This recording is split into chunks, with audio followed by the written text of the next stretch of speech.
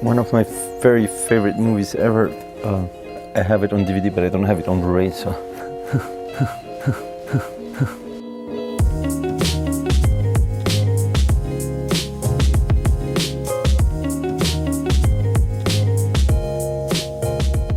Welcome back, everyone, to the Cinebums. Producer Jake is back. I've been killing the episodes so far, man. I've been doing them every other week, which I'm very proud to do. And this week, I have two of my favorite guests returning. We got Brendan, who was on for the Underrated Horror Gems episodes. You guys love that episode. I did too. And of course, we got Carlos from the Misfit Pond collab. Guys, Hey, welcome back to guys. the Cinebums, man. Thank you guys for coming back. Thanks for having me, dude. I'm excited. Thank you. Of course. Yeah, Carlos, I got to thank you right up top because our episode, the fact that you posted it on your channel, it bumped our subscriber count and also our Spotify and Apple Podcast accounts up by quite a bit. Yeah, man. You guys, you have a strong army over there at the Misfit Pod, man. They showed their loves. A few of them commented on the video. It was really nice to see because I'm a fan of your videos, so it was great to have that have that come full circle. So yeah, man. Thanks for coming back.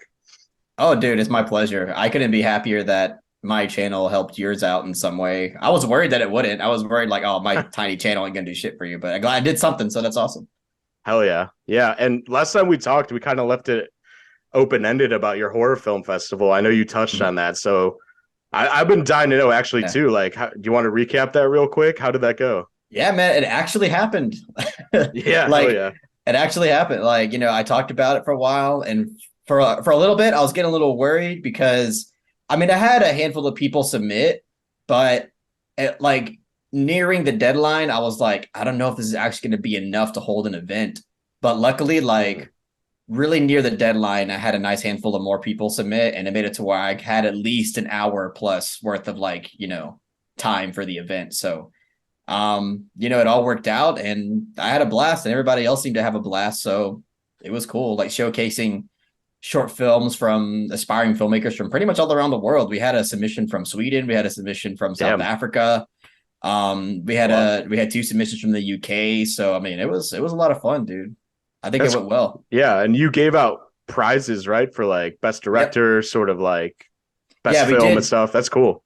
Yeah, we did one for best picture, and then we did best director, best cinematography, and then best editing. Sick. Yeah. Yeah, that's cool that you can create a platform like that because what we talked about a lot during the first podcast was that you like to just find other voices in the filmmaking community and sort of connect with them. And doing a film festival is I can't think of anything else that could be more inclusive of other people's creativity. So that's really dope. And you had your own film too. Do you want to talk about your own short that you did? Yeah. Before I get to that, I do want to give a shout out to my longtime good friend, Stephen Watkins, because it was actually his idea to really launch this film festival thing. So he was the one that ultimately pushed me to be like, dude, you have to do this thing. It sounds like a lot of fun. Seems like a great idea. And I was like, you know what? Yeah, let me go ahead and do it. So big shout out to Stephen Watkins for that. But yeah, I also, since I was hosting this thing, I was like, well, it'd be really cool if I also made my own horror short and showcase it on the film festival as well. Not part of the programming. There was a good amount of debate in my head. I was like, should I just squeeze it somewhere in the programming? Obviously not to be in any contention for awards, but just to kind of put it in there at some point. Yeah. But I also didn't want to showcase it at the end because I was like, I don't want to come off narcissistic and be like, oh, this is the grand finale of the event.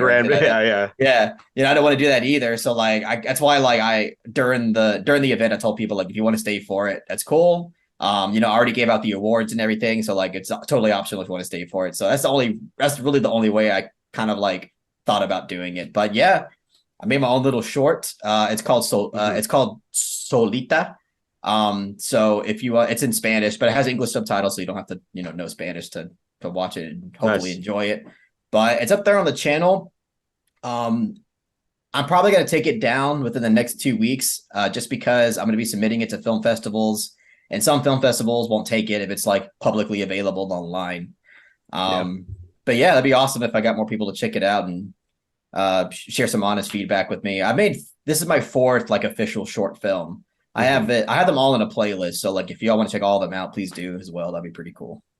Yeah, we'll throw your short playlist in the link to our video right there so people can check out your shorts, obviously. But do you think you're going to do this again in the future? Because I think it's a cool idea that like just someone who's like on the path to becoming a full-time feature director is hosting a film festival because you've created your own community. Like if you do more, I think that'd be dope. Do you think you're gonna do more?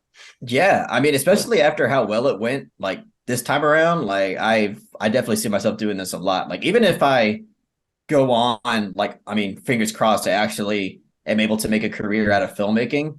I would try my best to kind of make this happen because I think the more exposure that I would have at like for my channel and who I am, like that would make the film festivals even better because then more people would get to see them. So like even if I'm off doing my own thing, I would definitely try my best, depending on how busy I actually am, I would try to make this thing happen every year. I think it would be dope.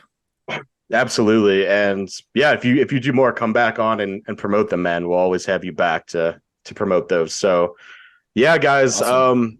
Yeah, check out I promoted him again, but check out the Misfit Pond on YouTube. And he makes great analysis videos, Criterion hauls, which is gonna segue great into our conversation today. Hell yeah, dude.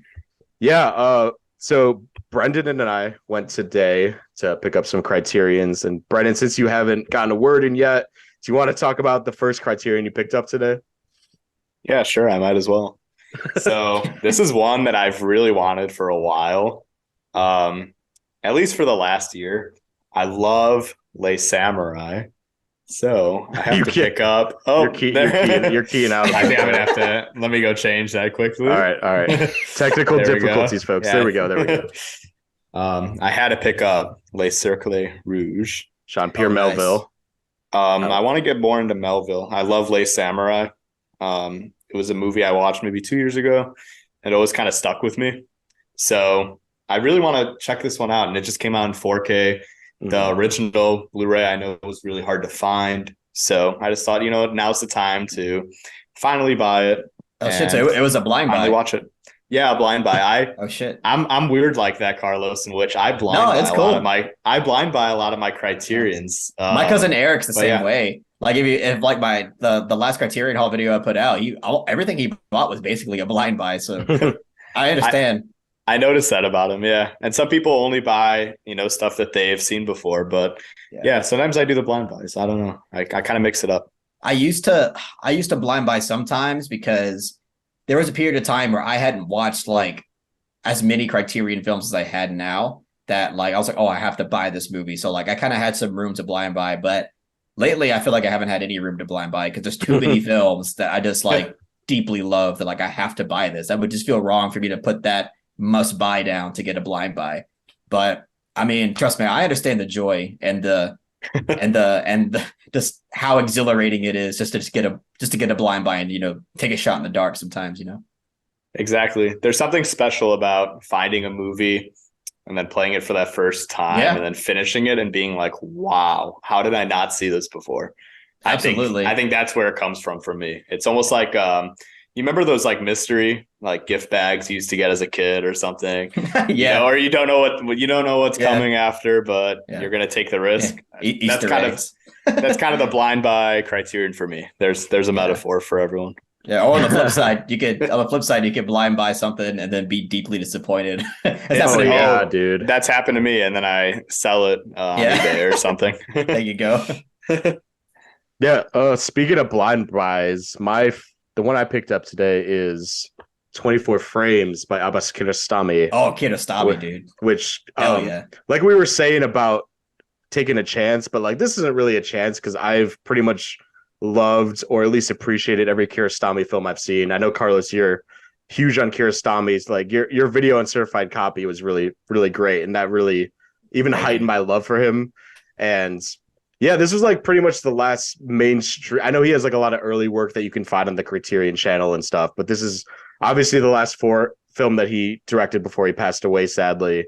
And I'm not too sure about the narrative of this film. I know it's a lot of like still images sort of morphed together, in attempts to create a narrative film out of it. So yeah, I heard it's like more abstract. Yeah. And for Kiarostami, that's saying a lot, right? Because he's a very abstract filmmaker and a really, interpretive, really trusts his audience filmmaker, and that's why I love him. And I'm really, really excited to check this out. Maybe what this movie is like. I feel like one Sunday morning, I'm just gonna brew some green tea and just watch this and zone out and relax to it. That's a vibe, dude. That's a vibe, dude. That's an amazing idea. Even the cover just looks very zen and very moody. So, and this is the last Kiarostami I haven't seen out of like the like I said, like his more mainstream fare that you could buy on Criterion. So I'm excited to check this one out, man. And Kiarostami, like we talked about him a lot last time. He's one of my favorites. So I'm glad I took a shot in the dark. Shout out to Eric. Shout out to Eric. Blind by King. Have you seen Like Someone in Love? Yeah, absolutely. I love that film. I love that movie too, dude. It is so good. It is so beautiful. Yeah, and that was one. In your new video, you saw Certified Copy. I almost like messaged you. I'm like, dude, can you pick that up for me because it's so rare. I can't find it at any Barnes and Noble in LA. And same goes for like Someone in Love. And I always see you guys pick it up. I'm like, what the hell? Dude, I'll tell you what. Like, if I find it in the next haul, I'll get it for you, and I'll mail it to you, and you could just like whatever, send me the funds, whatever, PayPal, or whatever, and that's it. Sure, man. Just getting a Criterion from you in general would be great. So let's do that. Dude, do you want me to sign it for you? I'm just kidding. Yeah. Someone picks up my copy of Look Someone in Love. Like, oh shit, did you get Kiarostami? I'm like, no, man. Misfit Pond. It's the Misfit Pond guy. No, thank you. Yeah, that'd be great. Those are rare to find. And I think Certified Copy might be my favorite Kiarostami. I don't know about you. It's my favorite Kiarostami. Yes. It is an absolute masterpiece. Yeah. Yeah, Brennan, what was the other one you got? Yeah, the other one I got was In the Heat of the Night. Another blind buy, but I really love Sidney Poitier. And the reason I picked this up, I told Jake, is one of my favorite filmmakers is Hal Ashby.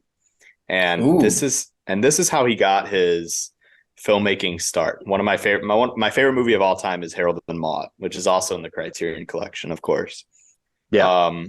But this is really how he got his start in the business, was editing this movie. So I've always been really intrigued about it, not only from the plot, but also to see how he kind of found his footing in the filmmaking industry. So he didn't, In the Heat of the Night. So he didn't like direct it. He just did the film editing. No, Norman Jewison directed it. Okay. And then Hal Ashby's first movie was a couple years after, yeah. Okay, right. Interesting. Cool. That film is really highly regarded, especially in the American film canon. Like that movie really pushed the boundaries in terms of like race relations in film. I heard like really inspired like Spike Lee and all these contemporary directors. So yeah, that's supposedly amazing. So I think that's a really good blind buy.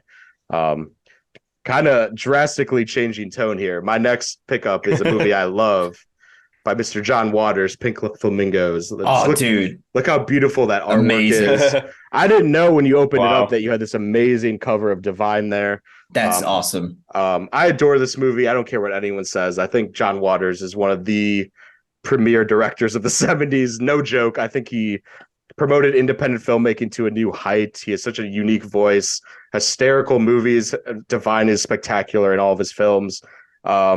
Brendan, I know you haven't seen any of the Divine John Waters movies, but like Carlos, have you seen any like Multiple Maniacs or Polyester, any of those? Okay, I've seen Pink Flamingos, I've seen Female Trouble, and I've seen Polyester. Oh yeah. I haven't seen Multiple Maniacs yet, but it's so good. It's so good. Female Trouble was my first John Waters experience, and holy shit, that is still my favorite John Waters film to date. And I feel like it doesn't get enough praise because like everybody talks about Pink Flamingos all the time, which it should. I mean, Pink Flamingos, there's a reason why people talk about it all the time. It pushed the boundaries of what you could even show in a fucking movie. And it's like so absurd and hilarious. But like Female Trouble to me is one of the most hilarious films I've ever seen in my entire life. And it's still like absurd and boundary pushing. It's not as boundary pushing as like Pink Flamingos, but it's still got that, boundary pushing John Waters touch to it. And it's amazing. I love Female Trouble. Pink Flamingos is obviously amazing. And Polyester, I saw maybe like 2 or 3 months ago. and it's really good. It's good. It's a more like well produced John Waters film. Still has that like John Waters shtick to it that everybody loves. That kind of like meta, like sarcastic, self aware kind of shtick. But it's still really good. It's probably my least favorite that I've seen so far, but it's still really good. Yep, Polyester. Did you watch the Criterion version of Polyester, like on the disc? Do you remember? No, I did not. Okay, so my ex-girlfriend who introduced me to John Waters, she had the original DVD copy, and that comes with the smellorama. Yeah, the smellorama. Yeah, dude, and that really heightened that experience. Like they smell like complete dog ass. Like a lot of the smells are. It's so much fun though because it feels like you're in a classic like 4D theater with like smell enhancements and stuff like that. So. Yeah, I love John Waters. And Brendan, you've seen Serial Mom, right? Which a great John Waters movie. Yeah, I love Serial Mom. Yeah, but I need to check out his earlier work now. It's so good. Serial Mom is a movie that like I have just been dying to see. Like I really want to watch Serial Mom. I hear it's great. So absolutely. Yeah. Yeah, man.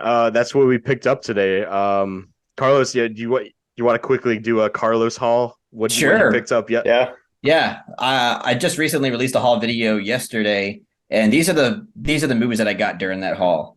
So I got Cure, from Kurosawa. I forgot the first name, but Kiyoshi Kurosawa. Yeah, there you go, Kiyoshi Kurosawa. Excellent hypnotic thriller film. That's all I'll say about it. But thriller horror film. So much personality behind the camera, really riveting stuff. I really, really enjoyed it. And so I also got Ghost World. This is a movie that I actually haven't seen before. So technically this is a blind buy. Let's go. Yeah, but I'm blind buying through the patron picks.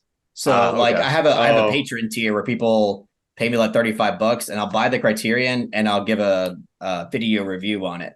So, in a way I'm kind of taking a gamble here with this as well. But I mean, everybody that I talk to who watches this film really likes it. It has like a young ScarJo performance and everything.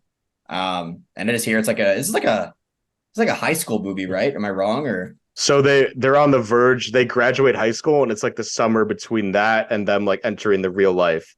So, okay. Yeah. It's real good, dude. It's real good. It's an early 2000s, 2001. Yep.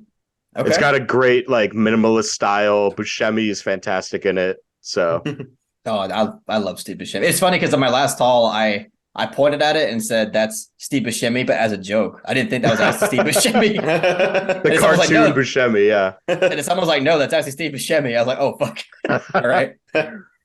All right. And then next I got Sancho the Bailiff. Oh yes. Oh, this masterpiece. This is an absolute masterpiece, dude. This film is incredible from start to finish. It's beautifully shot, a lot more brutal than I expected. It's really unforgiving with its content for a film that came out during its time. But like, damn, it's an important film, and it's really compelling. Like, has a great character. A lot of the characters are great, but the central character of the film is very compelling, and like what he like progresses towards by the end of the film. But yeah, Sancho the Bailiff is really, really great. I highly recommend it to anybody who hasn't seen it yet. Heartbreaking film too. Oh yeah. It's like you see a man get stripped away from everything. It's like, it's like watching. Have you seen Harakiri? From that's Japan? Another masterpiece. That's another Japanese masterpiece where you just feel like so empty afterwards in the best way. So yeah, I love Sancho. Yeah, Sancho's great. Then I got Drive My Car. I almost bought that today. Yeah. I almost bought it today. It's so good. Yeah, this was in the maybe pile, and I had to choose between Lost Highway, Drive My Car, High and Low, and La Piscine. That's tough. Yeah, it was very tough. So I ended up going with Drive My Car because this is a film that like I just think it's absolutely fantastic. Like, the only reason why I was like second guessing it is because it's a newer movie, and sometimes I prioritize like older movies, over new movies. The same way. But couldn't help it. This is just really, really great. So I had to get it. Nice. And then I got Late Spring. Ooh. Ozu film. I mean, I have a review on this. I review like a lot of these. So I review on Cure and Drive My Car. I don't have one on Sancho the Bailiff, but Late Spring is my second Ozu film. I've seen Good Morning and Late Spring, but Late Spring to me is an absolute masterpiece as well. Yes. Just a really compelling, both heartwarming and very heartbreaking, but Yes. just absolutely great. And I had to I pick it up. think That was a must buy. that's where Ozu found his perfect medium of tone, because like Good Morning is more playful and silly. Yeah. Tokyo Story obviously really melancholic, and that's like a perfect marriage. And I remember Eric in the video, he said there's one of the best shots in the history of cinema is her face talking to her father, where it kind of just holds on her. I can't really describe it too descriptively, but Yeah. what Eric said in the video, it's so true. Great shot. So No, absolutely. yeah. And then I also got Daisies, which is a Oh yeah. Couldn't Is find that- it. this is a Czech film, and I haven't seen it. This is another blind buy, but that's because Lil Souffle gave a patronage for it. He gave me like $35. That's a tier, and he's like, "Yeah, watch Daisies and do a video review." I'm like, "All right, hell yeah, I'll do it." So I really don't know. I mean, I heard it's a very like experimental kind of film, like experimental, like fun kind of avant-garde movie. Yes. Rebellious type of film. It's all I really heard about it. So I don't know. I'm really excited about it. So that's it. But that's it though. That's my haul. That's my final thing. You'll love Daisies. Like very stylistically It's impressive. up my alley, you think? Yeah, I'd say so. Yeah. Like tonally, really. Brendan, you've seen it too, right? Yeah, Daisies is phenomenal. Awesome. Nice. Well, boys, good hauls. We come to the portion now where we talk about it. What movie have you seen, like, say, in the past 1 or 2 weeks that really blew you away? I'll kick it off. I'll talk about a movie that actually Brendan and I saw together in the theater a few days ago. Newer release by in my opinion, one of the modern masters of cinema. But we're talking about Decision to Leave by Park Chan-wook. Carlos, I don't know if that movie's released to you by now, or if the release has gotten to you guys in Georgia by now, but I think it is, but it's like playing in one theater in Atlanta. So okay. I gotta eventually make time to see it. Dude. Yeah, it's fantastic. I told Brendan after, it's probably towards the top / middle tier of Park Chan-wook. Like it didn't blow me away like Old Boy or The Handmaiden. Oh, of course. Yeah. It's more subtle, it's more lighthearted compared to his other movies, but the relationship between the cop and sort of the modern femme fatale in this movie are super intriguing, really playful, really hilarious, but also really heartbreaking. Like I think it's his most mature film, and I've been following Park's career since I really got into film. I saw Old Boy like really early on, like in 2014, like almost a decade ago now, and I was just hooked on his movies. He introduced me to like South Korean cinema. So to see him make a movie like this mature and methodical, and the cinematography, like we were talking about afterwards, Brendan, you could chime in, but like there's these aerial shots in this movie that look, it almost looks fake. It's so good. Like it looks like he drew it like in a canvas or something, because it looks so aesthetically pleasing. Wow. And I had to see this movie like 2 or 3 more times to fully grasp it. And I'm sure you would agree, because it's like a 2.5 hour multi-layered character study that spans like years of time. So, but my highest recommendations to a lot of people, I'm sure like a lot of film fans who know Park Chan-wook will really resonate with this film. And yeah, Brendan, if you want to add anything, like I had such a blast with this movie. I laughed. I was on the verge of tears, and it's stylistically just so impressive. So yeah, Decision to Leave. Yeah, it's so interesting. I mean, this is my 4th Park Chan-wook movie, and I think it's his most unique. You know, I haven't agreed. seen everything yet, but I think the way the story is told, from the way it's shot, it's so intricate, and you just love the characters and the journey that they're kind of taking along the way. And it also has one of the best midpoints of this year, in which you think the story is going somewhere, and then it kind of, twists you on its head and switch, says, no, I'll take you a different direction. And I absolutely love the movie from where it took me halfway through and continued on. But yeah, highly recommended. Definitely in my top 10 of the year right now. Yeah. Carlos, have you seen any Park Chan-wook movies at this point? Oh, of course, dude. I've seen Old Boy. I've seen The Handmaiden, and I've seen that kind of short film that he has on 3 Extremes. I don't know if y'all ever heard of that film. Oh, no. No, I don't Yeah. think so. No. Yeah, there's a horror film called Three Extremes. It's compiled of like Asian horror cinema, but Huh. from like it's like three short films basically. They're all like 40 minutes long, Oh shit. around there. And they're all like pretty decent. Actually, I would have to say I forgot what it's called, Park Chan-wook segment, but his segment was actually like my least favorite segment. But it's not bad. But I think Okay. that's really it from Park Chan-wook because I haven't seen like the Vengeance movies. So yeah, I think Old Boy and The Handmaiden is kind of really where it ends for me, but just those two films alone are freaking masterpieces. So Oh, absolutely. And I've been watching a few of these in preparation for Decision to Leave. Like, I know we did an episode on Korean horror a few weeks back, and we covered Thirst, which is a Park Chan-wook movie. Sympathy for Mr. Vengeance, I watched about a month ago, and that movie is bleak to say the least, and very, very melancholic, but also masterfully crafted, like all of his films are. Brendan, I know you're a huge fan of Joint Security Area, which is a fantastic film as well. So I think like people talk about Bong Joon-ho, obviously, and I think Park Chan-wook is just at the similar tier. Maybe not as much award recognition like Parasite, but I think I don't know. I always liken him as like the Korean David Fincher. So yeah, I can That's see a good that. comparison. Yeah. right, and his latest film is no exception. Like it's fantastic. So yeah, anyone got a film they want to shout out? Oh, okay. So we're talking about recent films. I mean, shit. I might as well go ahead and say it. So I recently saw Banshees, of Inisherin. I think is how you say it. I think That so. written and directed by Martin McDonagh.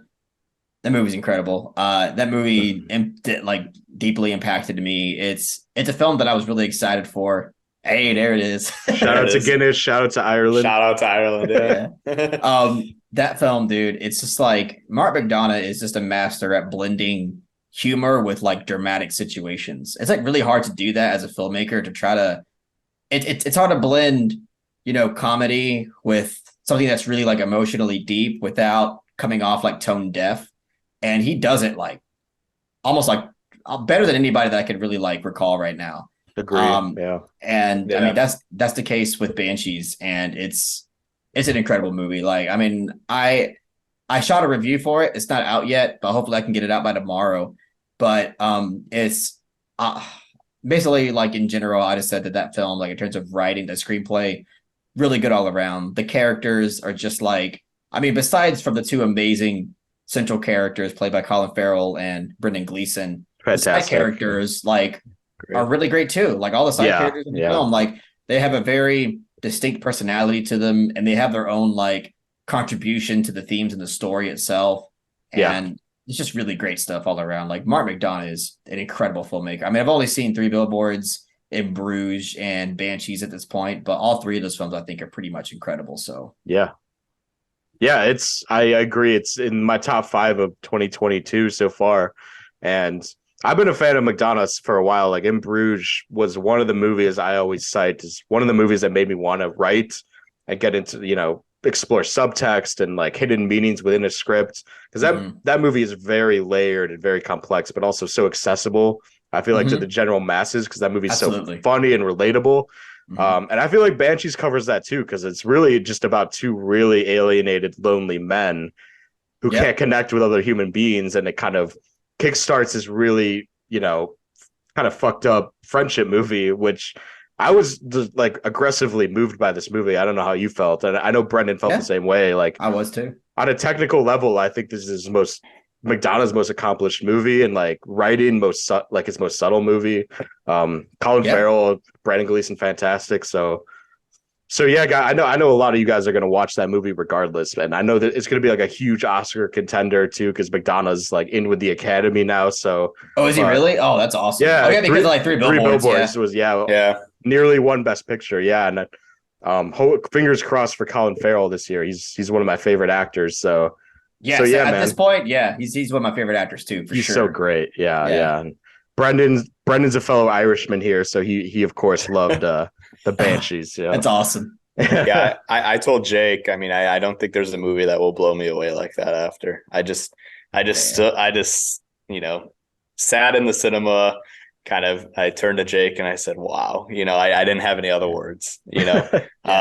but I kind of told Jake it's kind of like a modern Shakespeare tragedy Yeah. told through, our current state. I told Jake it's kind of a reflection on, the quarantine, Yeah. almost like, I don't know if he wrote this Interesting. in Yeah. response to it, but it's very play-like, but also very, very full of these nice visuals. Cinematic, And yeah. it's very cinematic in that way. So I'm happy he made it a film and he didn't. I mean, because he is a playwright He's a originally. playwright, yeah. So Really? I had no idea he was a playwright. That's one of the awesome. most celebrated, yeah, apparently. I haven't seen anything on stage, but people revere him, yeah. Yeah, that makes sense because this film definitely seems like it could be a play. Yeah. exactly. But I'm glad it's not. I'm glad it didn't just stay as a play, is what I'm saying. Yeah. So we could all experience it, right? Yeah. Yeah. I'm glad it's not, because I told Jake there was something about that island. You feel part of the community. You feel alienated with everyone. You see the war going on out on the modern, on the mainland of Ireland. So it was just a captivating movie that just left me awestruck at the end. Yeah. Absolutely. And at the end of the day, that movie really felt like McDonough exploring just the human need for companionship, and like we can't survive without friendships and people in our lives to prop us up. So to me, it felt like his most genuine movie, even though, of course, it usually concludes with a very violent, semi-nihilistic viewpoint on the world. But I don't know, man. To me, his most enduring film, but also like I laughed a lot during it too. Like there's some hilarious dialogue and hilarious jokes thrown in too. Yeah, I mean it's really tough to think about, man, because like it's hard to decide like what's my favorite McDonough film, because I'm telling you, I really love Three Billboards a lot, and I love In Bruges a lot. Yeah. But I mean, I don't know, man. I feel like with just a little bit of time, this could be my favorite McDonough film. I desperately want to watch it again. Like as soon as I left the theater, I was like, I want to watch that shit again. So. Yeah, me too. Brendan, yours is Seven Psychopaths, right? Your favorite? Yeah, that's my favorite McDonough so far. That's the one I haven't seen yet. It's really good too. I second that. It's hilarious. Yeah, but I think the plot is so intricate. Yeah, that's his most. Yeah, Banshees is his most mature, so it might actually take the spot after more thought. Yeah, and Bruges is still my favorite because that, like I said, that movie got me into script writing and sort of that whole route. So that's a great inspiration to have. Yeah. Little bleak inspiration to have, but why not? Brendan, what have you watched recently that you want to discuss here? Yeah, the one I watched the other morning, which was a very nice, relaxing kind of movie, but also very meditative, was Hotel by the River by Hong Sang-soo. I recommended that. Jake has shown me a director named Hong Sang-soo, and I absolutely love his work. Tale of Cinema is one of my favorite movies of all time. It's fantastic. And Jake even showed me Right Now, Wrong Then, which is another great Korean film. But Hotel by the River really blew me away. It's kind of two different stories blended in one. You have two girls. One is really upset, really depressed with her life right now. And then you have another group of only men in the same hotel. A father with his two sons, and the father has kind of been alienated from his sons his whole life. He hasn't been too personal with them. I told Jake after the movie, when I was talking about the movie, it's kind of like the Meyerowitz stories, but like I haven't seen that one yet either. Oh, okay. It's kind of like a Korean version of the Meyerowitz stories, where there's all these kind of intricate stories kind of blending together to create kind of a family drama. But there's something about Hong Sang-soo. He has a very relaxing, meditative tone, very quiet. Music is used very scarcely. But in this movie, what I really appreciated was it was black and white, and it was handheld camera work. It was kind of different than his other ones. Yeah. And yeah, I just really appreciate it. I felt like it's another movie, kind of like Banshees, when you feel part of this area. It's very lived in. And I feel like those movies where I could live in this world and kind of escape from it for a little bit, those are sometimes my favorite. Yeah. Yeah, and one of his most devastating third acts, I would say too. Like that, the ending of that movie absolutely wrecked me. And I'm sure a lot of you guys aren't familiar with Hong Sang-soo. He's a bit of a deep cut in terms of foreign directors, but he's a South Korean filmmaker. I often compare him to like, I don't know, what would you say, like Richard Linklater or you said Noah Baumbach, but like really humanistic portrayals of South Korean families and like young 20-somethings. But also like he has a very stylistic, distinct voice in cinema. Like I think a lot of his movies feel really static, but he utilizes zooms better than most modern day directors and portrayed landscapes. Like South Korea, he portrays it as such a peaceful, but also like a really inviting place. You know, we talked about Park Chan-wook and Bong Joon-ho. Like they more depicted as sort of like this kind of semi-apocalyptic wasteland in a way, which there's truth to that. But I love Hong Sang-soo's portrayal of South Korea. And Carlos, like if you want a recommendation, the film Right Now, Wrong Then by Hong Sang-soo is like a very beautiful, intricate story. Like the structure is unlike anything you've seen before. I'll semi-spoil it, but it's not really a spoiler. But basically, the movie happens within an hour. It's a love story about two people meeting in South Korea. And the movie restarts an hour in and does it again. And there's like very subtle differences. And basically, it's like a very observational human story. So, I always recommend that to people that haven't heard of Hong Sang-soo. I think he's one of the most underrated modern day directors. So I'm glad you watched that, Brendan. I had to have my Hong Sang-soo rant at some point. So yeah, we had to have it. We had to have it. Yeah. So you said the film is called Right Now, Wrong Then? Or Right Now, Wrong Then. Yeah. Okay. Yeah. Gotcha. Yeah. He makes about a movie a year. They usually play at Cannes. Like he's a very illustrious director. Like people hold him in high regard, but I think he makes some really interesting work. And yeah, man. Yeah, Hotel by the River is fantastic. So I'm glad you watched that.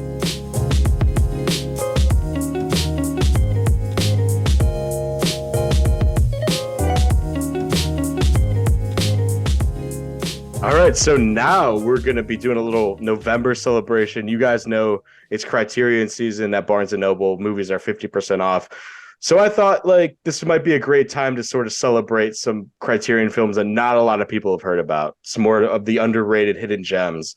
And Carlos, I know I found your channel through my love of Criterion, and you recommended a lot of great films to me over the years. So this is an honor of you, my friend, because oh shit. I'm very much honored. Thank you. And yeah, man. So since this is an honor of you, why don't you kick it off? Like we're gonna each be sharing 4 films, by the way. So you guys will have 12 films in total to watch. And by the way, like I'm sure a lot of you guys out there will have seen these films at some point, and you're gonna be like, that's not underrated. I love that film. But yeah. To us, you know, we're going with the ones that are more obscure and not like in the top, say, 100 most watched Criterion films. So yeah, Carlos, my friend, go ahead and kick it off for us. All right. Well, thanks for giving me the honors, dude. Hell yeah. All right. So my number 4 most underrated Criterion film, which by the way, like all these are basically just films that I feel like don't really get talked about enough within the Criterion Collection. Yeah. So number 4 is Secrets and Lies from Mike Lee. Hell yeah. Like, I'd have to give a shout out to my friend Mike Cepeda from Boston. Mike's the best. Oh, you know Mike? Hell yeah. Dude. Yeah, Mike and I DM a lot. Yeah, shout out to Mike. That's awesome. Yeah. Mike recommended this film like way back, and he like swore it was such a great film. And you know, he was right. This is a fantastic film. To me, this is a masterpiece. I have a review on this, so please check it out if you want to give like more in-depth thoughts. But I mean, a lot of people talk about Naked as like Mike Lee's like, magnum opus, like that's like his best film. Look, I watched Naked. I think it's a good film, but like to me personally, it really doesn't have nearly as much of the impact as a film like Secrets and Lies does. This film is just feels like a roller coaster ride, honestly. It's like a subtle roller coaster ride, but the amount of emotions that you go through and the amount of like revelations you get throughout the experience, it really does take you for a ride. And it's just incredible. Like the writing from start to finish, it's very compelling. All the character dynamics are very compelling. Overall, like I just think this is like filmmaking at its finest, especially when it comes from the filmmaker Mike Lee in comparison to Naked, in my opinion. I'm not trying to dog on Naked, but just to me is like the film that people really should be talking about and should be really looking out for. Overall, just a really, really great film. So that's my number 4, Secrets and Lies from Mike Lee. I second everything he said, and I couldn't be more happy to talk about Mike Lee today. Yeah, dude, I agree. I mean, Secrets and Lies, like you were saying about a roller coaster ride, like I love how Mike Lee, he constructs his dialogue and sort of the tension in his sequences to just build dramaturgy and tension so perfectly. And he's really become one of my favorite directors. And Secrets and Lies, Palme d'Or winner. I think Palme d'Or winner, right? It was up for a Palme d'Or, yeah. Yeah, I mean, I know it got nominated for like an Oscar, like some Oscars actually, which is crazy. Yeah, best screenplay. I don't remember, but a fantastic film. Little tease, I will be talking about Mike Lee shortly here, so that will not be the end of that. Brendan, you want to go next? Oh yeah, sure. So I'm picking a movie I know Carlos really likes. It's Kanoa. Oh, dude, I haven't seen that movie yet. Oh, I thought you've seen it. No, I blind bought it, but I still haven't seen it. Dude. No wonder. I thought you said you saw it. Okay. I think I saw you pick it up in a hall, and I was like, Carlos definitely likes that movie. I blind bought it. I am super dying to see it, and now that's in your top 4. Now it's like, that's it. I have to freaking watch it. You know what? I might blind rank it tonight in the voice chat. Why not? Nice. Dude, yeah, you have to watch it soon. It's such an interesting movie. I actually watched this because I watched a video about Alfonso Cuarón talking about some really powerful movies that has impacted him. And he said Kanoa was just one movie he saw that really made him fall in love with movies. And I was like, that's kind of interesting. Let me go check this out. What it is, it's kind of a nonfiction reworking told as kind of a fake documentary, disguised as a film, to talk about this really tragic incident that happened in Mexico. But I really love it because it deals with that small town community. They basically all believed in communists being really evil at that time. So any communists that came into their community, they immediately had to be persecuted, in some way. And it's just a very tragic but really amazing and well-told film. One of those movies that's so emotional and so dramatic along the way, but told so beautifully. And so, I mean, it's very unique that the director kind of has this first-person point of view perspective. A lot of the characters talk towards the camera. There's these weird parts with the community, like the priest talks to the camera. So it's overall just a very intricate nonfiction kind of reworking of that story. It's one of those that you just can't help but feel emotional after. And I hear it gets like pretty brutal too. It gets very brutal. And I don't want to spoil it, but yeah. But I love that you actually you fall in love with each of these characters and their passions, their desires. You don't, it doesn't get you right into the brutality or what's going on with the community. It really understands these characters and develops them. Yeah, it's a film that like my dad's been talking about, like even before I knew like what Criterion was. Like he was telling me I have to watch this movie because my dad's Mexican, and he was like, "Yeah, I watched that film like when I was younger," and I was like, "All right." And then I saw, at the time when I saw it in the Criterion Collection, I was like, I didn't know it was part of the collection. That was a news to me. So I mean, this is a film that I've been desperately needing to watch. So. It's kind of hard to find, at least by us. Like this is the first time I saw it randomly. It was the last one left and I just had to grab it. But for the longest time, I couldn't find it for maybe like 2 years. So yeah, it is kind of hard to find. So yeah, my bad. I thought Carlos had seen that movie, so I was kind of like, that'd be a great pick to bring up. You guys could sort of connect over that movie. No, it's okay. I mean, I'm still connecting over it because like that's given me like definitely the push. Like I need to watch that movie. Right. Like it's been way overdue. It has such an interesting style, Carlos. You're going to love it. Yeah, it worked out. Then nice. Yep.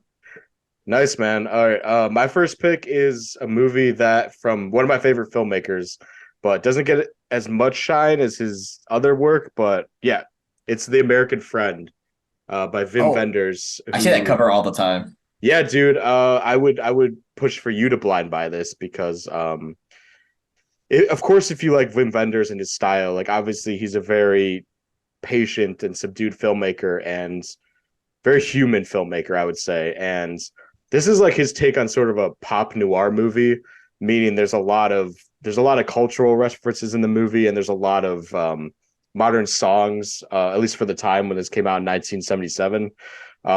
But the stars of this movie are Bruno Gaines and Dennis Hopper, and essentially Bruno Gaines is diagnosed with like a really terminal cancer, and Dennis Hopper essentially convinces him to become a hitman since he has no real life left in him, and to create a lot of money to sort of feed his family after he's gone. It's sort of like a weird precursor to Breaking Bad in the narrative sense. But I showed Brendan this movie, and after rewatching this movie, this is one of my favorite films of all time, and it is, I think, Wim Wenders' one of his most human stories, because he explores a lot of taboo subjects quietly. Like Paris, Texas is really a beautiful film, but really delves deep into like the psychology of marriage and sort of companionship with another human being. And this movie really delves deep into death and sort of that desperation that everyone has when they know that the clock is ticking. And this movie is just, I think it's just so incredibly well done and beautifully shot. Robbie Mueller, he's worked a lot with David Lynch. He shot Repo Man and a few other Wim Wenders, but this film looks incredible. Exceptionally heartbreaking film, but also a really cool neo-noir on top of that, and some really tense sequences. Just really has become like top 50 favorite films of all time for me. And Brendan, if you want to speak on it too, because I know I showed it to you and I'm glad you loved it as well. And yeah, Wim Wenders, obviously people know Paris, Texas and like Wings of Desire, but I think this film deserves to be talked about just as much as those. So no, you're right. There's this incredible chase scene I remember in the movie. Yeah. Towards the end. But yeah, the way that Wim Wenders, shoots this kind of like moments of action or suspense, it's so interesting. It's stuff that you don't see often. So yeah, I highly recommend The American Friend. Carlos, there's a scene on a train that feels straight out of like a Robert Bresson movie or something, where it's just all about the action. There's like no dialogue, and it takes place for like 20 minutes in the middle of the movie. Yeah. And it's so it's so fucking jarring, but like it's such a cool tonal shift. And and Wim Wenders, like I said, like if you've seen Paris, Texas and his other movies, he's a very quiet filmmaker. And this is him kind of like ramping up to more like action suspense thriller type filmmaking. So I couldn't recommend this movie enough, guys. Like definitely check it out if you like Paris, Texas, or like 70s noir. So that's my pick. Good pick. I'll definitely keep that on my radar for sure, because I've seen the cover for that all the time, but I was always like, I don't know anything about it. So but now that I know something about it and you put it up in up in high regards, like I definitely want to check it out now. Absolutely. Is it my turn now? Yeah, your turn. All right, bro. So, number 3 most underrated Criterion film, we have Satyajit Ray's The Hero. Yes. Hell yeah, Brendan. So surprisingly, this is the only Satyajit Ray film that I've seen. And, I haven't seen the Apu trilogy or the Big City or anything like that yet. But this film is, to me, a bona fide masterpiece. This is a film that, again, like for the people that have seen it, they love it. But like this in general, it just pretty much never gets talked about. Like I never heard of this film until my friend Spaghetti in the Discord brought it up to me. But like I don't hear anybody ever talk about this movie, and it really deserves to be talked about more because like I just think this film is so compelling and such an interesting character study that dives into complex themes about the consequences of fame and also like the integrity of journalism that's embodied by the kind of the co-star of this film. And she's great in it. And like overall, this film is just like, not only is it very creative and artistic, but overall very well written and very well directed. I mean, there's scenes in this movie. There's dream sequences in this film that, I mean, it's almost baffling that came out during the time that it did. Wow. And just very modern looking and overall, I was just like completely blown away by this movie and surprised that nobody ever talks about, because like if I had to compare it to another film, I guess it would be like 8.5. But to me, this, I know some people probably say it's blasphemy, but to me, this is I prefer this film over 8.5. I just think like in terms of character, in terms of narrative, in terms of vision, I just feel like it's more compelling overall. So yeah, this is a film that like everybody needs to check out. It's really, really great film. Yeah, I second that. What I love that about that movie is it's so ahead of its time. It's about it's about self-reflection. How do you want to tell your own story, but also how do you want to have others perceive you, right? Oh yes, absolutely. And I think it's such a interesting dichotomy in that movie, especially with, like you said, the journalism kind of character. But yeah, I love the train kind of parts. They're kind of talking on the train, and those dream sequences. Yeah, it's really a marvelous movie. And yeah, it's a whole other thing. Like the entire movie basically takes place on a train. Yeah, and it accomplishes so much just from that limited space. And it's just basically him talking and flashbacks and dream sequences, but it's so captivating, and you can't help but feel stuck with the movie. Absolutely. I'm glad you also shared the same love I do for that movie. I do. Good. Yeah, it was going to be one of my picks. Oh, was it really? Yeah. I still need to see it, man. I still really want to see it because I've seen Panther Panchali, which is the first one in the Apu trilogy, which is honestly one of the most like revealing films of someone recounting their own childhood. Like that movie was really personal for Sachi Ray, so I'd love to see more of his work. And like he's got a lot of movies that are like held in high regard, like The Big City, like you mentioned, The Music Room. I know like Devi is on Criterion, and people always recommend that one. So definitely a director that I would love to delve more into, and obviously I highly recommend the Apu trilogy. Yeah. Charulata is another film I've heard is really good, right? That's what it's called, right? Charulata? Yeah.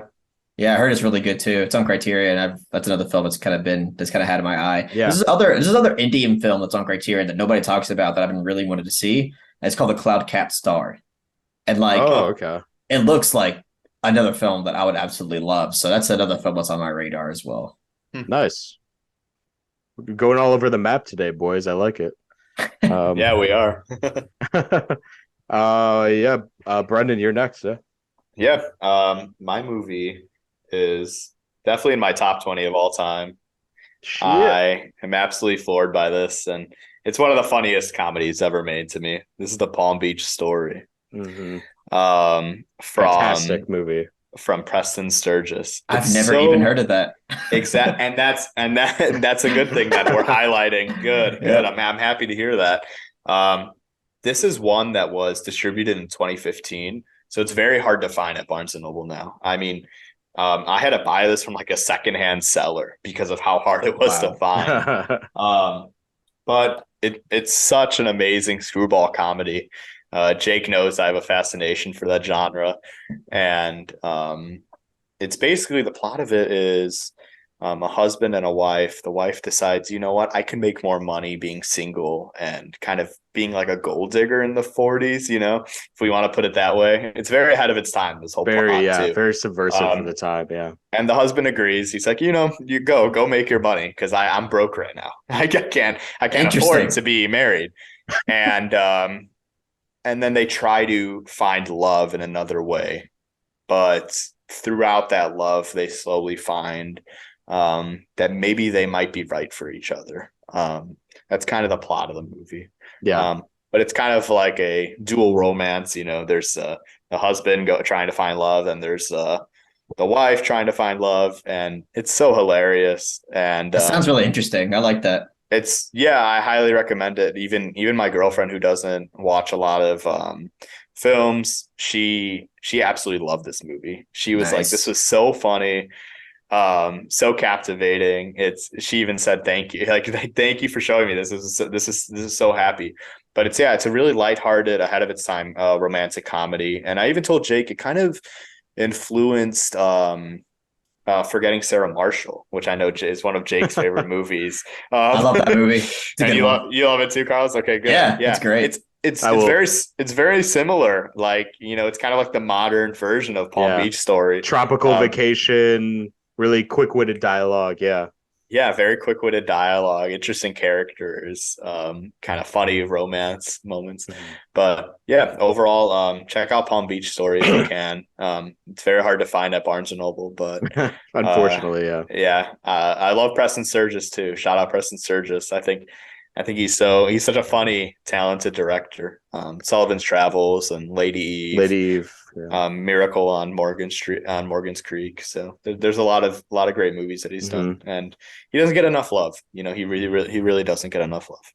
Yeah, I'll add to that too. Like, you showed me that film, and it's just hysterical, and like just the timing of his comedic chops, like the dialogue, how quick-witted it is, and how every character is like firing back and forth at each other. It takes a lot of skill to direct actors like that, and it's really admirable. So, and if anyone's a comedy fan out there, like any comedy movie that you can think of is like really traced back to like Preston Sturges and like Frank Capra, obviously, Howard Hawks, but like Preston Sturges really is the master of like dialogue and, you know, human relationships and stuff like that. So yeah, Lady Eve is fantastic, of course, like you said. So yeah, shout out Sturges, man. He's the man. Yeah, he's the guy. Yeah. What's your pick, Jake? I mentioned Mike Lee before. I had to pick this. This is shout out to Mikey again. Me and Mikey really bonded over this movie because we both love it. Life is Sweet. He loves that movie. Yeah. I messaged him initially because I saw him in one of your haul videos talk about how this is one of his favorite films. I was like, I've never met anyone on earth that has said that sentence. So I had to message him after that. After I got into your Discord, of course. But yeah, man, this movie really, it's essentially a family portrait, like a lot of Mike Lee movies are. Basically, the father in this film he's a restaurant worker who buys this, as you can see on the cover, this sort of food trailer, this food truck, and is trying to mold a better life for his family. Like, they're in like the lower working class in Great Britain. And there's a mom who's very eccentric and very, what would you say, exuberant, like overly exuberant. And then there's their two daughters. You know, one is very strong-headed and like headed in the right direction to make money and build a life for herself, while the other is like bulimic, and she never leaves her bed. She's depressed. And overall, this movie is just a very honest portrayal of family life. One of the most accurate portrayals of just how tough it is in real life to communicate with your family and really tell them what you want to say, and how tough that could be to like really admit your vulnerability to your parents and stuff like that. And Mike Lee, like you were talking about, Carlos, with Secrets and Lies, like he really is the master of really capturing really intimate, hard to watch moments in conversation and in dialogue. And the very end of this film, when naturally all of Mike Lee's films really progress to a point of like a boiling point of just everyone lashes out. And that's sort of his formula as a filmmaker. And I would contend this does it more effectively than any of his films, because this movie is so lighthearted. It is so funny. It is so honest, like I said. And all of the characters feel really lived in this film, like very true to life. And if you know anyone that deals with just severe depression and like anxiety, like it is captured so well in this film. And this movie was released in 1990, so I think it's way ahead of its time. And yeah, like I said about Mike Lee, I adore him, and this is, I think, his best film. So nice. Yeah, man. Very passionate about that one, and all of his films, really. I love him so much as a filmmaker. So yeah, that's definitely one I gotta watch soon, man. Like, it seems like a film that I would absolutely love. I think you would too, man. And yeah, and the performances are stellar. And Brendan, I think you've seen part of this movie. I would like to. I hope you finish it. I want to finish it with you. Yeah. And real quick, I just want to mention, like, he has a film released a few years prior to this called Meantime, 1984, which has gotten a lot more shine because it got a Blu-ray release recently on the Criterion, or semi-recently. And that movie's very similar to this one, just kind of with different archetypes for their characters. So I'd like early Mike Lee is really special and really foundational stuff. So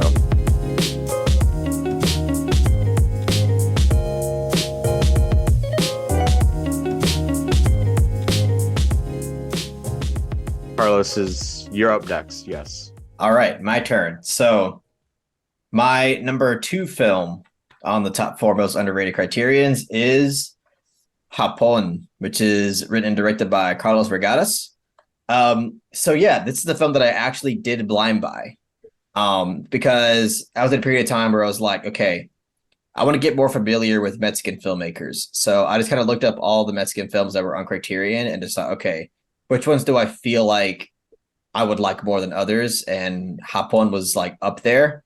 And I mean, thankfully, I did love this movie a lot. And it's only number 2, not because I like this more than The Hero or Secrets and Lies, but because I really feel like nobody ever talks about this movie, like in comparison to the other ones.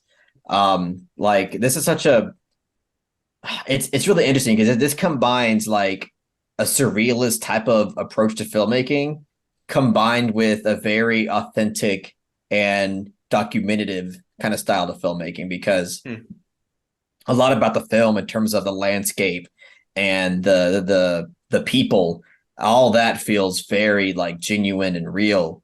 But especially in certain segments and especially with certain events that occur in the film, a lot of that feels very like nightmarish and otherworldly, just in terms of like the aesthetic presentation.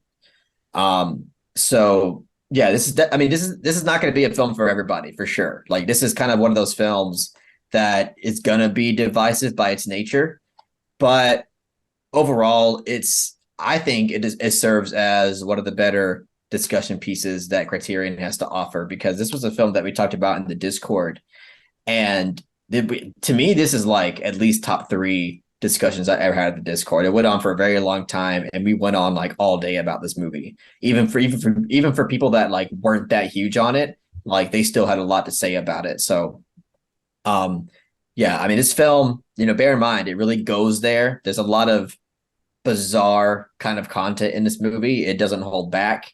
So just kind of prepare for that when you go into it. But overall, like I think this is a film that is definitely worth watching, worth discussing, and it really kind of stays with you for a long time. So I've also seen his other film, one of his more recent films came out like in 2000, if I'm not mistaken, like 11 or something like that, called Post Tenebra Lux. That film is also really good in my opinion. I really dug that one as well. But yeah, hop on if y'all haven't seen it. This is one I definitely recommend checking out. I second that too, because I also blind bought it. So I had so many mixed things, and yeah, and like just the aspect ratio of that film is super interesting to me, and I think there's a lot of purpose to it. I'm sure you would agree. And like you said, there's a lot of very out there content in the movie. Yeah. I even have a funny review involving horses about that movie. Oh yeah. I know what scene you're talking about. Right, yeah.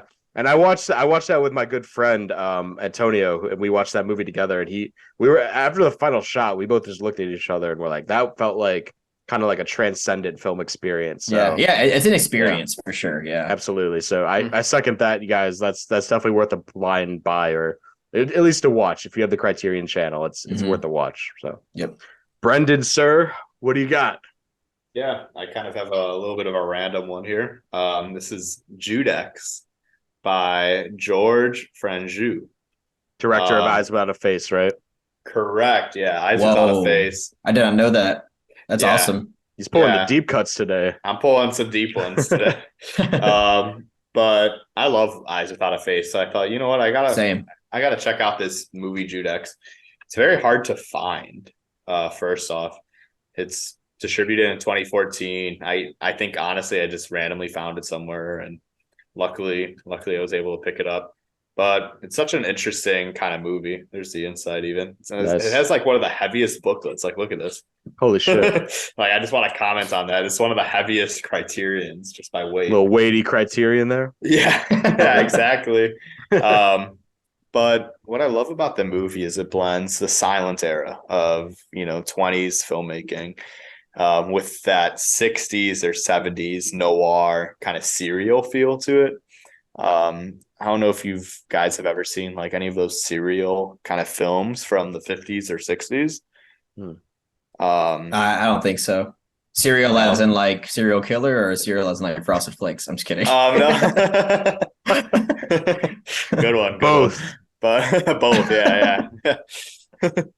A serial killer. Yeah. But no, but these but this film kind of blends both of them and tells this very interesting noir kind of story about, masquerade and kind of crime in France. It's very interesting. And it's one of those, I told Jake, I mean, after watching it, I was like, that was one of the most unique movies I've ever seen. It constantly tells a story with no dialogue, and then randomly it'll have a ton of dialogue. And some people might call it a mess, and I could see it being a very divisive movie. But for me, I just totally fell in love with it. And I told Jake, I can't get it out of my memory. Weirdly, it's one of those movies that has stuck with me. It might not be one of my favorites of all time, but it really has stuck with me in that weird way. The visuals of it, and how intricate the story is. I really would recommend Judex to anyone that loves Eyes Without a Face. Yeah. And I also want to second that this director, George Franju, also did a movie called Blood of the Beasts. And I told Jake earlier today, I said, that's one of the most disturbing movies I've ever seen. So it's weird, his blend of filmmaking, and he always tries something new. And I actually want to see what he does. I need to continue out with his filmography. But yeah, recommendation, Judex. Pick it up if you like those kind of crime, kind of silent crime films that have a really strange structure to it all. It's very, very, very interesting. There's a killer with that's the killer up there with the bird. Mask. The bird's the killer. The bird's the killer. Yeah, the bird man is kind of like the killer, the magician. There's some magic in it. It's very, very, very interesting movie. You won't see anything like it. Yeah. Exactly up my alley. Yeah, man. I mean, judging from the merits of Eyes Without a Face, I think that's one of the great horror films of all time. Yeah. No joke. Like, so I'm dying to watch that now. So yeah, I was gonna say the same thing. You already hooked me with the whole eyes without a face thing. I was like, you got me already. Yeah. Good. Just come to me on the street and say Eyes Without a Face. I'll follow you anywhere. Yeah. that's all you need. There you go. All right, cool, man. My number 2, probably, I don't think anyone is gonna have heard of this film, but that's what we're here for, right? So this film is called Sundays and Cybele. It is a French film, and I mentioned before, I don't know if we had recorded or not, but I had mentioned that Gaspar Noé picked this movie up in the closet video, and that's what immediately piqued my curiosity, because he had said that Harmony Korine had said this was his favorite French movie of all time. And this movie was not streamable anywhere, so I was like, fuck it, I'll blind buy it. And this movie is devastatingly beautiful. It is it's a post-World War II film, basically about a French soldier who gets wounded in the war. He becomes handicapped and essentially homeless. And he meets a young orphan girl, and basically strikes up a friendship with her. And basically the film just highlights these two people just try to survive together post World War II. And something about me is I love movies that depict war kind of on the peripheries of war, like outside of it. Like we mentioned Banshees, like that movie's about people that are really close to a war. And this movie is about people that have been affected by the war, kind of like the underseen people and after post World War II. And this movie's really neurotic. It's very, like you were saying about Japone, Carlos, it's a little out there in its content. It's a French New Wave film, so obviously there's a few unsavory themes to this movie, but it is exceptionally moving. There's hints of Tarkovsky in here at times, and like I said, like I love really daring war movies that really tell the unsung hero story outside of the soldiers or people on the front lines. Which, come and see. Obviously, I love that film, but this movie just blew me away and was one of my favorite blinds I think I ever had. And unfortunately, I think this movie's out of print now. If you want a physical copy, but if you want to, yeah, I know. So this might be worth a pretty penny or two. So, I personally really love coming of age stories and really unique dynamics between like an older guy and a younger girl, really like kind of neurotic relationship. So yeah, man, this is definitely the most obscure pick in my whole list. So I think I had to throw it in there, and I think it's a fantastic film. Very French, so know that going in.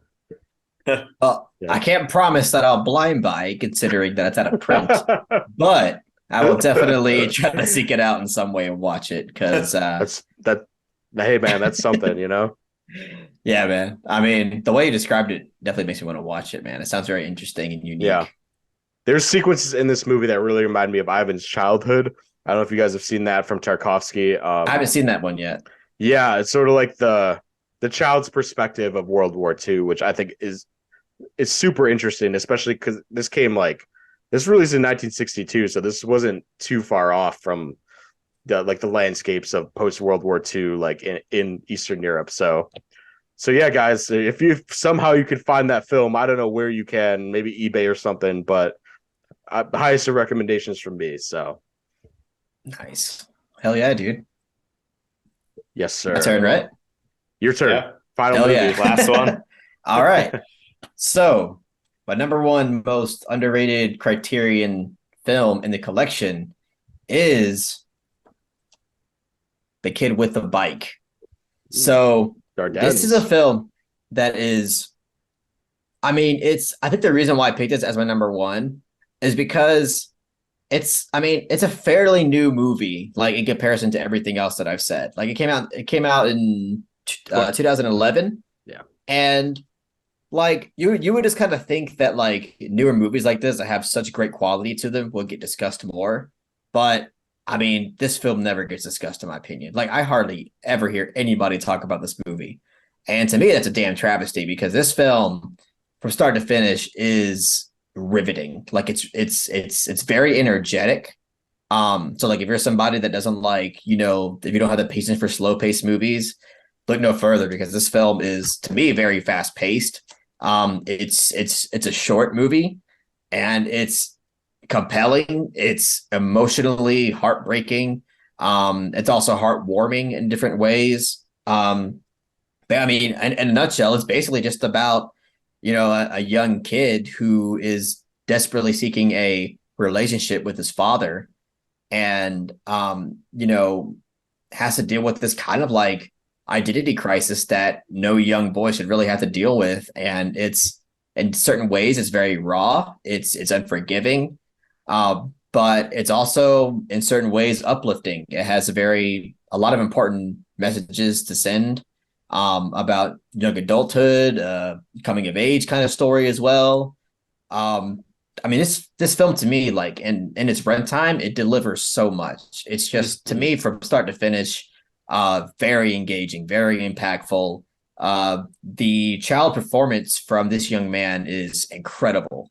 He is really great in this film. I mean, he has to convey a pretty big range of emotions. Most of them very like, most of it is, a lot of like frustration and anger, but there's a few scenes in this film where he has to really convey like, more heartbreaking emotions. And it really gets to me. To me, like this film is a film that like, it always kind of like brings me on the verge of tears. Just incredible stuff all around. I really wish people would talk about this film more, especially considering that it's not even that old of a movie, really, like in comparison to a lot of other films in the Criterion Collection. So I don't know how many of you out there have ever heard of this movie, but I mean, take this like as for, take it from me to be like one of the most utmost recommendations in the Criterion Collection, because I never hear anybody talk about this film, especially in reference to the Criterion Collection. So Mhm. yeah, that's all I'll say about it. But really, really incredible film, in my opinion. Oh, Yeah. you know what? Let me go and shout out Perry, because Perry was like really like pushing this film on me for so long. And obviously I kind of slept on it for a while, as I think everybody does with this movie, apparently. And eventually I was like, you know what? I got some time. I'll watch it. And I was like, yo, Perry, thank you so much for recommending this movie. It's really, really great. So yeah, shout out to Perry for that. Shout out to Perry. Yeah, real quick, I'll just say the Dardenne brothers. I haven't seen that film, unfortunately, but they have a film from 2014, which is also on Criterion, called 2 Days, One Night with Marion Cotillard, which is, I think, an absolutely incredible movie. And they are such humanist filmmakers. Like, you could tell I really love movies like that. So I'm dying to see that now. I've been wanting to watch it for so long, but I'm ashamed that I haven't seen it yet. But oh man, I will can't do wait it. to hear your thoughts I on will it, man. do it. I will message you my thoughts on that one. And love the Dardennes. They have a new movie coming out this year as well. So Oh shit! See, I didn't even know that. yeah, they're That's so awesome. they're so underrated, man. Yeah. Yeah, it's a great pick. Brendan, what's your numero uno? Yeah, my last one. Good pick, Carlos. So I do have to see that one. The kid with the Thank bike. you. Yeah. But my last one is, we all know Charlie Chaplin from Modern Times, right? And a lot of his other silent work. But I think the one movie that a lot of people tend to forget is Limelight. I know there's a lot of love for this movie. It's not underrated critically, or it's not really divisive. But what I think is so interesting about this movie is that Charlie Chaplin really made a movie about himself, right? I like when an artist kind of reflects on their life and thinks back on themselves. And I think this is a movie that Charlie Chaplin really accomplished that. And to me, it's so far my favorite movie that I've seen of his. But there's a lot of interesting things going on. I mean, Buster Keaton has a cameo. Oh, really? I mean, wow. Yeah. Buster Keaton has a cameo. It's much more of a mellow, dramatic movie than it is a comedy, but it has comedy kind of spruced, kind of sprinkled in there. But I just find it so emotionally investigating just to see an artist basically go down this path of, he was an alcoholic, he was a failed, silent star. And how do you bring yourself back up to that platform that you once were, that's kind of what the movie is. It's a little long. It's 2.5 hours almost, but it does so much in that runtime to make you care for him. And, it's really a movie about art and a movie about filmmaking, just kind of disguised as a movie, which I kind of like a lot.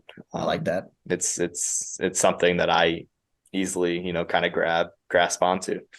But yeah, everyone check out Limelight. I don't know how easily available it is, but I think a lot of the times we think of Charlie Chaplin as this like comedy, kind of like stumbly, kind of silent film, actor. But here he really turns in one of the greatest performances. And I mean, just the directing he does here is phenomenal. And I think it's one of my favorite endings of all time. I'd even say it, like in the top 20 favorite endings. I think the way that movie ends is just so great. And I don't want to spoil it for anyone, but really check out Limelight by Charlie Chaplin. Nice. So I have to admit a very embarrassing cinema sin. I have not seen a Charlie Chaplin film from start to finish. It's not because I don't want to. It's just I haven't gotten around to it. Yeah. I'm still missing some of the big ones, like The Great Dictator and all that. But yeah, I was going to say I have seen the magnificent speech that he gives in The Great Dictator. Same. Because of like when I was in film school, they played it. So I do know how great that scene is. But like, in the grand scheme of things, I haven't seen a Charlie Chaplin film from start to finish. You know what? I'll recommend blame you. I'll recommend one right now for people that want to get into Chaplin. There's a movie he made called The Kid, released. It was really early in 1921, but that movie's only an hour long, and it's basically about him and a kid team up to like pickpocket people, and it's so funny and it's so joyous. But it's like it's a perfect like entry point, I think, to his comedy. And like what Brendan was saying, like he usually inserts a lot of really personal aspects about his life in all of his movies. So I'm a huge fan of him, and obviously Modern Times is fantastic. And I also need to see Limelight, so that's one for all of us to check out, I guess. So Absolutely. It's a yeah. great pick. Yeah. All right, guys. So my number one pick for the most underrated Criterion is a little bit cheating because I picked an Eclipse series. It's 3 films in one, but this has become one of my favorite directors of all time, and this is the works of Aki Kaurismäki, who is a Finland filmmaker. And look, this is a very deep cut, so it's hard for me really to sell you guys in this short amount of time, but this trilogy right here is such a wonderful entry point to this man's work. I've recommended a few of his movies to Brendan, and we've actually watched a few together. To describe his style, like I would say it's in the vein of like Jim Jarmusch. Like it's a very it depicts really kind of hipstery sides to urban settings and stuff like that, and has really whimsical characters, and really depicts, you know, life in its truest form, in my opinion. And these 3 films I discovered during the quarantine, like the first leg of the quarantine. And the reason I picked this set is because these movies really got me through those first few months, because these movies are ultimately about people who live in these really unforeseen circumstances and how they cope and how they sort of rationalize their lives in sort of these more than unideal circumstances of living in poverty, oftentimes. By the way, the 3 films in here are called Shadows of Paradise, Ariel, and The Match Factory Girl. All under 70 minutes long. They're really short. But I think a very influential filmmaker, not only in Jim Jarmusch, but I've heard Steve Buscemi talk about him influencing his writing style and his acting style. And if you like that really minimalistic, sort of dry comedic sensibility that Jim Jarmusch brings to you, this is the man who I think birthed that style. I think he really influenced a lot of contemporary American filmmakers. And this is like not his most well-renowned works right here. They are all fantastic, but Brendan, if you want to chime in, I know The Other Side of Hope is a fantastic movie. Le Harvey. He's just such a, like you were talking about, really relaxing, but also really insightful filmmaker, and makes really human stories. And yeah, again, this is an Eclipse series. I don't know if you guys could find this out in Barnes and Noble. I bought this on Amazon for like $30, but I just love him to death, and I love his filmmaking style. So yeah, Aki Kaurismäki for, and it's kind of a mouthful. So Aki Kaurismäki, nice. Aki Kaurismäki, look him up after this. Get into his movies. I just want to promote him. I think he's great. Yeah, I've never heard of him, so I think it's a good pick just on that front. He's a very interesting director. He kind of fits in that Bergman, Hong Sang-soo kind of format, where that static kind of dialogue where you kind of hear, it's kind of like a little bit of like ASMR, right? You have the background, very monotone, very quiet, and then you kind of have these nice dialogue sequences. They might be about something intense or personal to someone, but they're very quiet. They're not really high tension or loud or in your face. And, I really love the tone of Aki Kaurismäki. And I would recommend The Other Side of Hope. I think that's such a phenomenal movie about immigration. And, it says a lot about culture too. But he's still making films to this day. That's why I want to advocate for him, so he can make more movies. And like you said, the reason I compared him to Jarmusch is because he takes really seemingly insignificant moments and kind of shines a spotlight on like really vulnerable human moments and sort of the everyday human interactions that we don't usually consider as much as we should.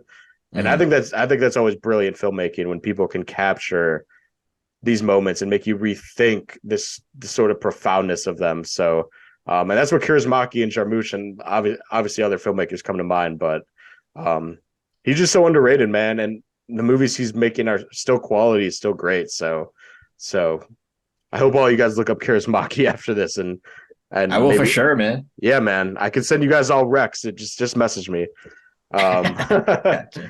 I love him. All right, guys. Yeah, that's our top 12 Criterion recs for underappreciated sort of unsung heroes in the collection. There's 1,000+ movies in there, guys, now. So it's like it's getting a bit crowded to, and I think a lot of movies that were released, say like 3 or 5 years ago, sort of get lost in the shuffle, unfortunately. So the aim for this video was like to shine a little spotlight on those. So Yeah, and clearly these are our only movies that like I know about. Clearly. Right. I'm pretty sure like once I see a lot more, like this list would change like drastically, obviously.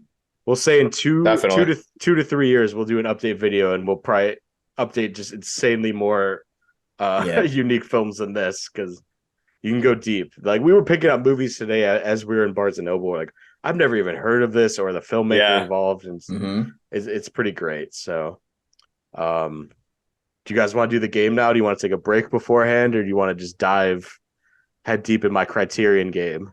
I mean, I'm ready for the game. I'm ready for the game. Well, let's do it. You got time, right, Carlos? This will probably take like 15.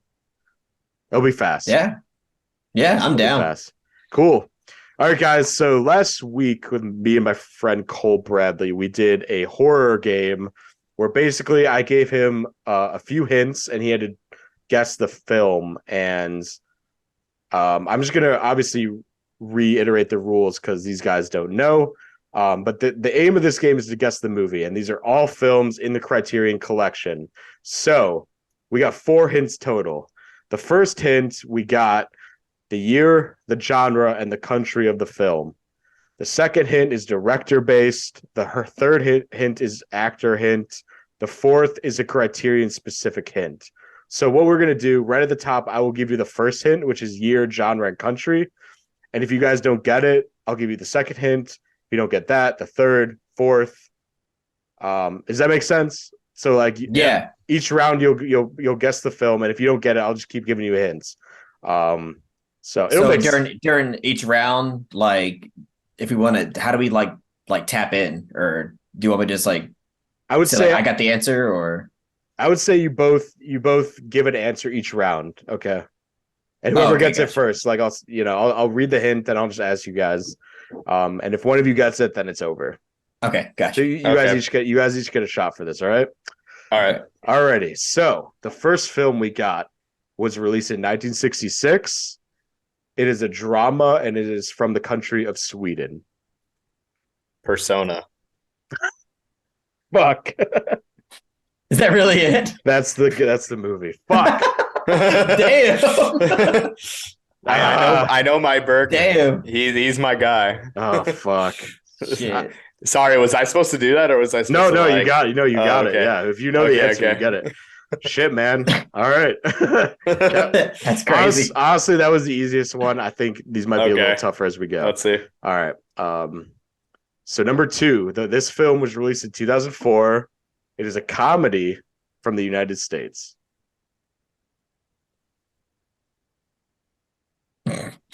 Also, if you don't have a guess, you can say pass, because if you get more hints, it'll be easy for you. Pass.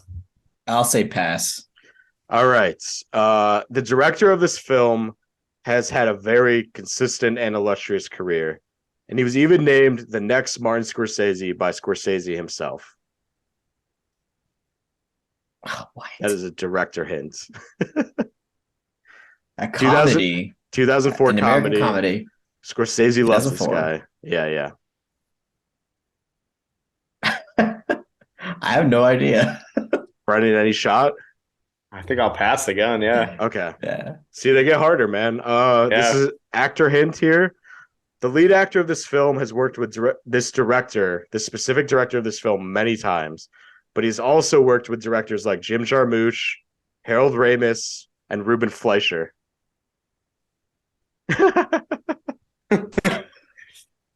The lead actor, he's worked with this director many times, but also those directors.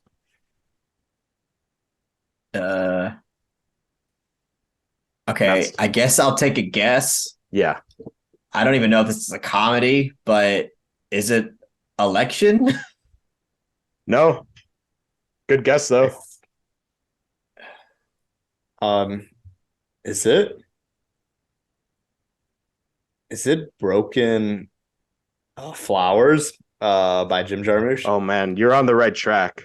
Shit. You're Okay. right. You're really close. Okay, last hint. Criterion hint. The spy number 300 and the Criterion comes with an audio commentary by the filmmaker and co-writer Noah Baumbach. Oh, I got it. Oh, The Squid and the Whale. yeah. Oh, no. Oh, So close, dude. You got it? is it Kicking and Screaming? No. Co-writer. He's not the director. It's the Oh. co-writer. I don't know then. Right, did you know? Oh, You got okay, I'll tell you, you got the lead actor right. It is a Bill Murray movie. huh. 2004 comedy, co-writer Noah Baumbach starring Bill Murray. I'll give a bonus hint, Carlos. I know Okay, you love give a this bonus. movie. Give a You love bonus. this movie. I know you I love this that. movie. Life Aquatic. Yep. Oh, Yes. Life Aquatic. Oh, that's a good. Wow. Damn, maybe my hints were just bad, but No, It was kinda it was tough. good. For some reason, I didn't think Wes Anderson when it comes to comedy. I I didn't- thought, I don't know. the Yeah, I didn't genre think about Wes the Anderson. genre thing's tough because I don't want to say like drama, comedy, adventure. Yeah, I'm trying to be broad with it. So yeah, Oh, because that's like good. that movie makes me cry, so I didn't think like comedy. no, it's way more than that. Yeah. All right. Damn, Alright, I'm guys. embarrassed. No, you got Tied that one up. though. You guys are tied up. All right. Okay, so first into the next movie. So this is 2003. This is a drama thriller from South Korea.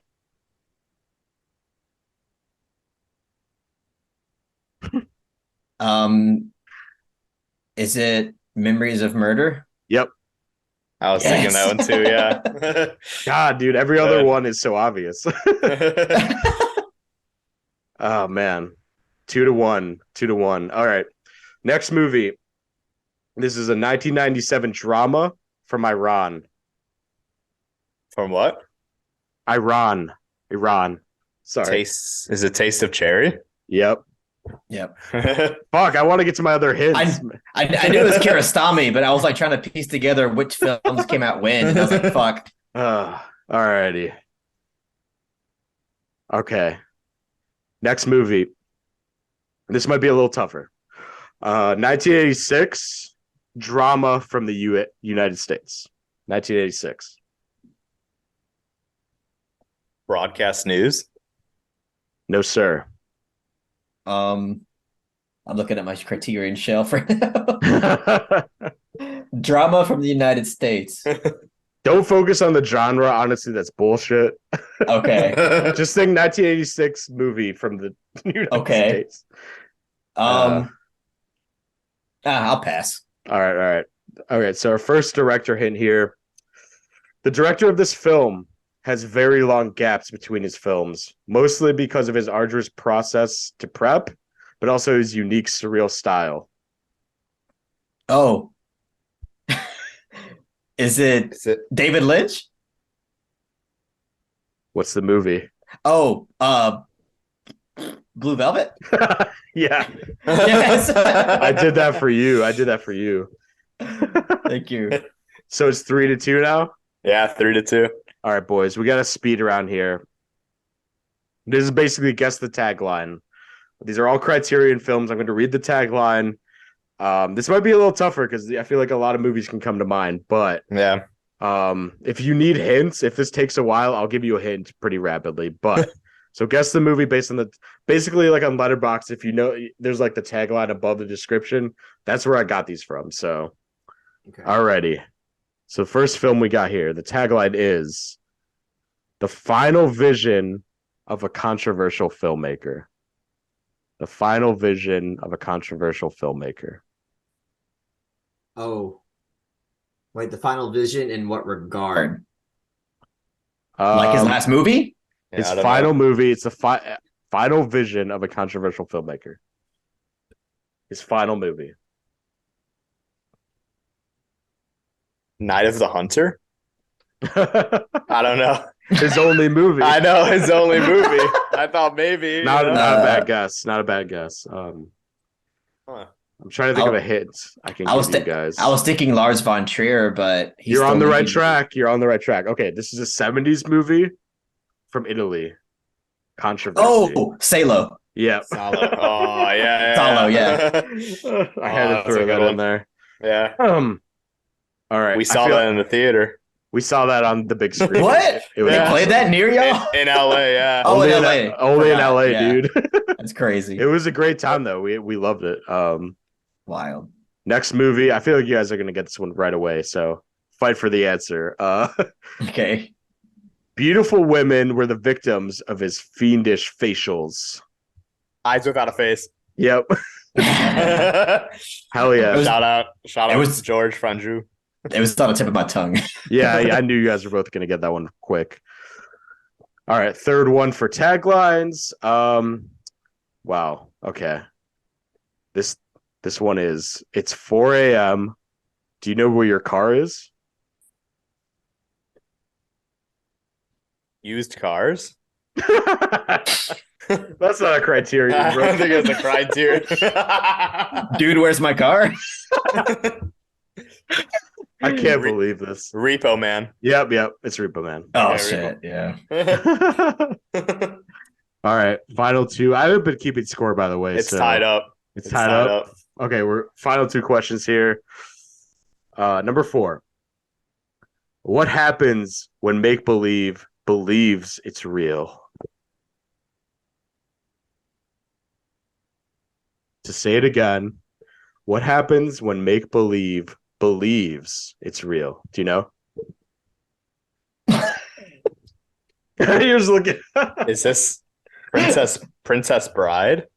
No, but you're kind of on the right track. Oh, Pan's Labyrinth. Yes, sir. Oh, that was my shit. second. Oh no. It all comes down to this. I might have to pull a tiebreaker out. Shit. Let's see. All right. This is for all the marbles, guys. Probably. Okay, final tagline. A place for dreams, a place for heartbreak, a place to pick up the pieces.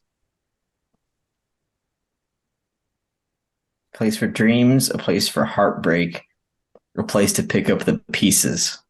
You got it. Nicole Kidman in the AMC intro. Criterion release when? No. Another hint, maybe? I don't think Another hint. Shit, man. It's too vague. Shit. Maybe a year date. 1 second here. So this was released 1984. This was released. The hint is really hinting at it's a location-based movie. The title of the film is very location-based. It's location based. Yeah. It's hard to give hints to this one. It's so 1984. obvious. Huh. Think of a location-based Criterion film. What, Paris, Texas? Yes, sir. Oh, wow. That's it. So Carlos wins that. Yeah, Carlos Hey. wins 6 Oh, to shit. 4. Close Damn. one. Good That was game. tight. Hey, good game. Yeah. I'm just Yeah, glad man. you guys got the. I'm glad you got the Blue Velvet one. That's I know. that was As designed. soon as you said like the hint where you said, okay, Gaps, surrealist filmmaker, I was immediately like, Yeah. okay, David Lynch. But then I didn't even think of the movie. Like what movie? I was like, okay, I think Blue Velvet's 80, so Blue Velvet. I thought you guys would confuse that with Terrence Malick. That's what I was. I Mm. was trying to confuse the directors there. All right, guys, that's our episode, man. I hope you guys Oh, enjoyed our that was so recommendations. much fun. Yeah, That was fun. I'm glad you guys like I the had a games. blast. I'm glad you guys like the games and all that. I think we'll continue that. But Carlos, do you want to plug anything? I know you got some stuff cooking on your channel, the Criterion Halls and whatnot. I mean, throughout the month we'll do. I mean, I'm going to be doing like at least 2 or 3 more hauls. I still got the horror film festival up, and it's only going to be up for 1 more day until I take it down because I want to give some of the filmmakers a shot to get into certain film festivals. Check out my short film Solita when you can. That's also only going to be up for maybe another 2 weeks or so. I got a review for Banshees of Inisherin coming up hopefully tomorrow. And I mean, honestly, I think that's really about it. Really, I think so. Cool, man. Thank you again for coming on. I always appreciate it. Brendan, what do you want to plug, man? You want to plug Preston Sturges, any directors you love? I know you're not on YouTube, but Not on YouTube, but I hope to be on more of these podcasts.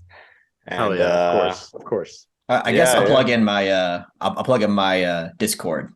Yeah. $5 a month through Patreon, and you get access to the Discord, and it is a blast. I'm actually going to hop on Discord right now. We're going to discuss the film Bug and the film Afterlife.